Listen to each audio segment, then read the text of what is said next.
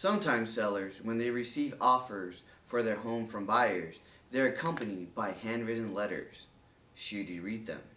Hi, I'm Tom Cannon, realtor with Caldwell Banker Thomason, and the quick answer is no. But I'm here to explain the why. But before I do, here's a local shout out to Averse Pest Control. Averse Pest Control, originally based in Kuna, Idaho, they have branched out throughout the Treasure Valley. Prevent your home from being invaded by creepy crawlers such as wasps, ants, spiders, mosquitoes, and even rodents. And if they're already in your property, Averse Pest Control is effective in getting rid of them, so no matter where you are in the Treasure Valley, they got your back. Averse Pest Control. Smart, safe, local. So what are these letters? Among real estate agents, they are known as buyer's love letters, and it became a common practice back in 2020 here in the Treasure Valley. Mike Gamblin, who presides as commission chair for the Idaho Real Estate Commission, wrote back in January regarding these love letters. Now I'll read some of his words to understand the severity of these love letters and how it affects the relationship between the buyers and sellers, and how these love letters can turn into liability letters. He writes, buyer's love letters. This phenomenon is growing as competition amongst buyers grows more intense. A buyer's love letter is a personal note or letter the buyer writes to compel the seller to accept their offer.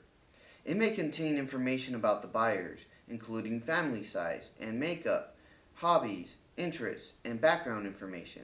It may explain how perfect the seller's property is for this buyer. Personal information regarding the buyer may inadvertently cause a seller to favor or disfavor an offer based on protected classes criteria covered by the Fair Housing Act. Using protected characteristics as a basis to accept or reject an offer as opposed to price and terms would violate the Fair Housing Act. Real estate agents are subject to a vast range of regulations, including the Fair Housing Act. When selling your own property, you also have to comply to these rules.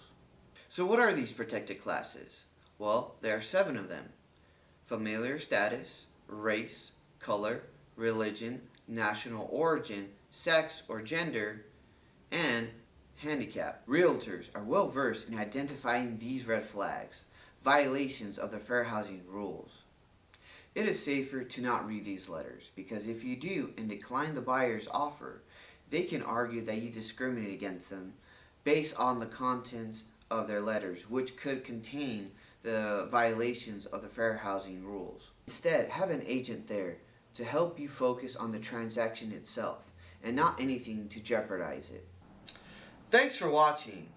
If you're thinking about selling your home, contact me, Tom Cannon, and I will represent your best interest and help you make informed decisions.